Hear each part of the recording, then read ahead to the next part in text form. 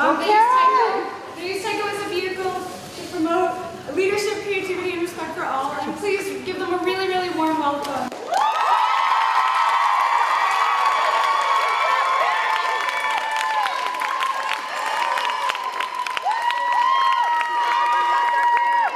Genki Spark! Genki Spark!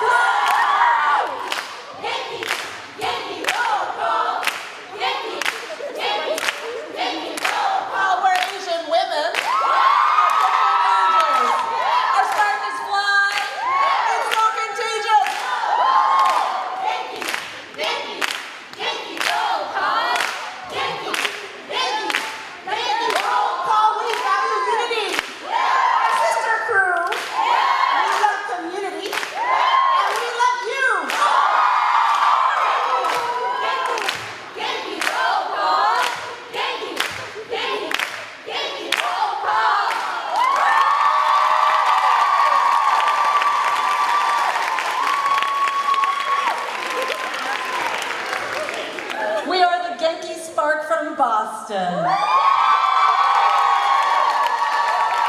We want to thank Aiko for inviting us to share the stage with them tonight for the show.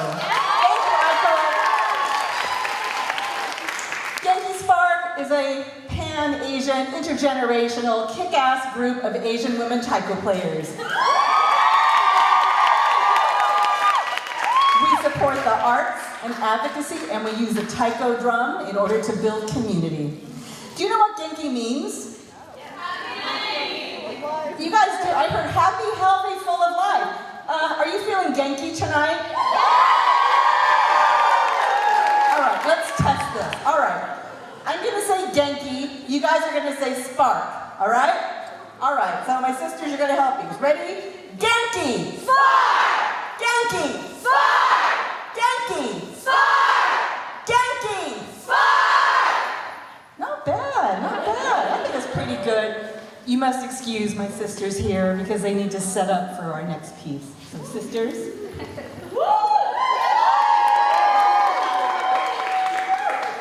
My name is Elena Kreef, and I have been a proud Genki Spark member for going on 3.5 years. But I have been a proud Women's and Gender Studies professor here at Wellesley College.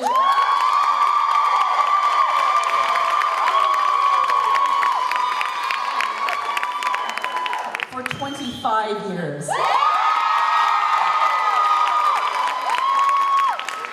In the Genki Spark, currently our membership spans ages 22 to 62.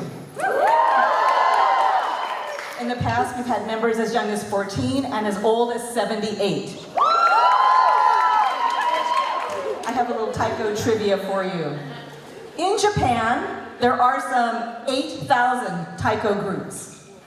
In the United States, there are, what would you guess? 800 taiko groups. Fun fact, in Brazil, yes, there is a Brazilian Taiko Federation.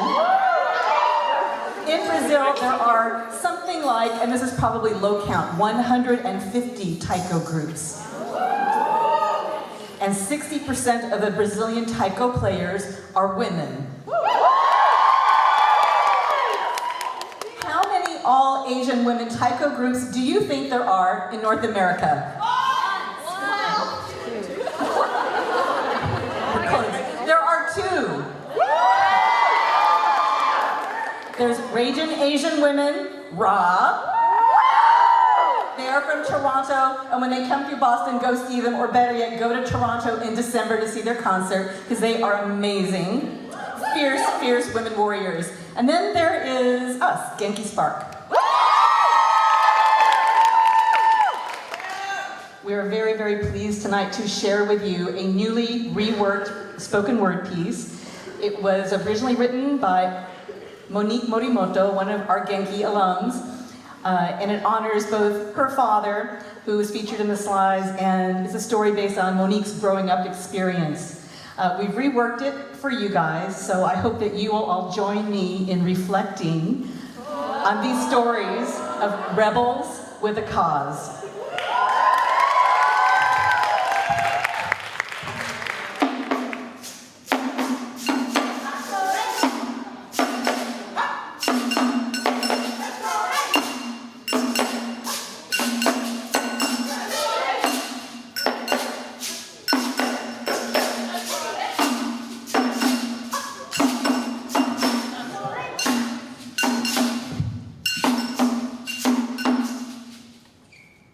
Once upon a time, there was a young girl of mixed heritage. She was so sensitive, she could see things that other people could not see.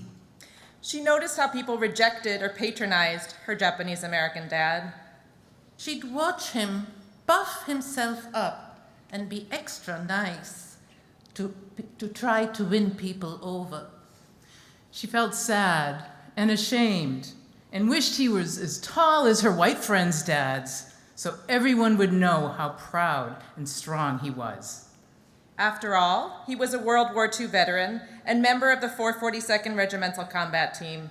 He had a Purple Heart, Bronze Star, Silver Star.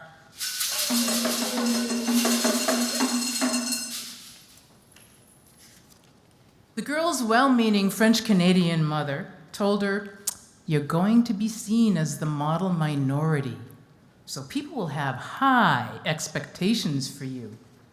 So the girl studied real hard to be sure she did not bring shame on herself, her family, or the Japanese. When her mom told her that her beauty and her chubby body type were more appreciated in cultures like South America, where being exotic was a plus, the girl wondered. Why wasn't I born there?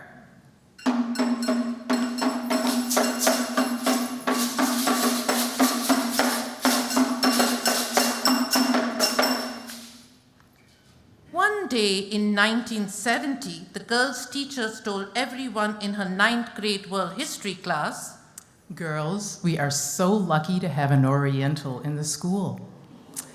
Tell me, class, what are the features of an Oriental?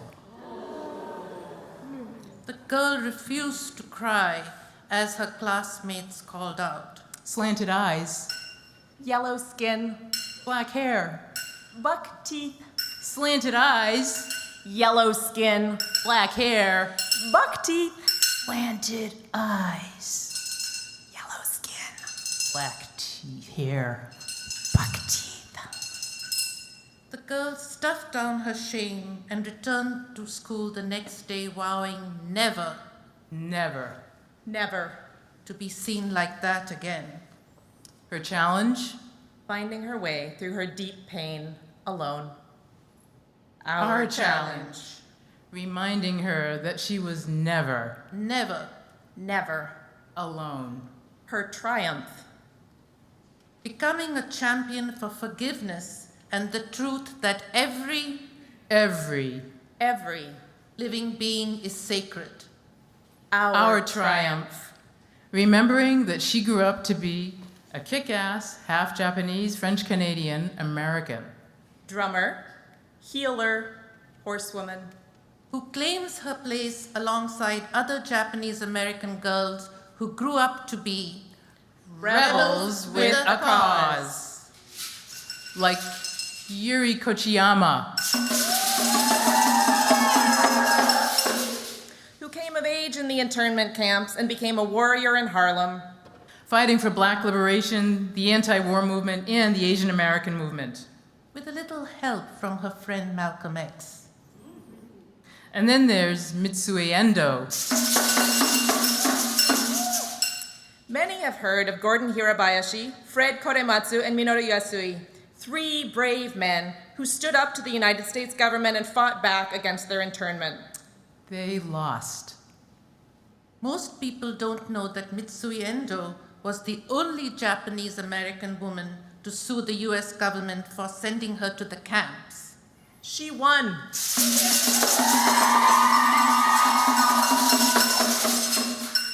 Mitsue's victory in 1944 Ex parte Endo. was our victory. And don't forget Aiko Herzig Yoshinaga. Aiko was a senior in high school when the war broke out. Her school principal told her that she and her Japanese American classmates You don't deserve to get your high school diplomas because your people bombed Pearl Harbor. Aiko, the honor student, spent 1,145 days in 3 different camps and later had to complete her high school degree by GED. 30 years later, this retired secretary moved to Washington, D.C., where her good friend Michi Weglin urged her to go to the National Archives if she wanted to learn more about the internment. So she did. Soon, Aiko was spending 6 days a week in the archives, scouring thousands of documents. With the help of her husband, she copied so many documents they filled up their bathtub, and it overflowed into a long line of file cabinets and cross-referenced card catalogs that took over their master bedroom. Then one day in the early 80s, Aiko found something that no one had noticed before. Tucked away in a red-bound volume, she discovered the last remaining copy of the U.S. Army's 1942 final report, showing that the military necessity of rounding up and interning Japanese Americans was a lie. That's right. This humble retired secretary found the smoking gun that would ignite the redress and repatriation movements. And overturn the criminal convictions of Hirabayashi, Korematsu, and Yasui. and paved the way for the Civil Liberties Act of 1988.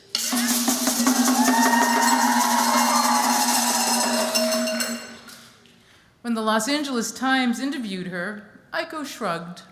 I'm just a little old housewife. I'm not a professional archivist. But I guess I showed them that even one person can make a difference. So when it comes to speaking out against injustice, Keep pushing. Keep fighting, keep talking back. And if you're an old lady, and your feet will allow it. Keep marching in the streets.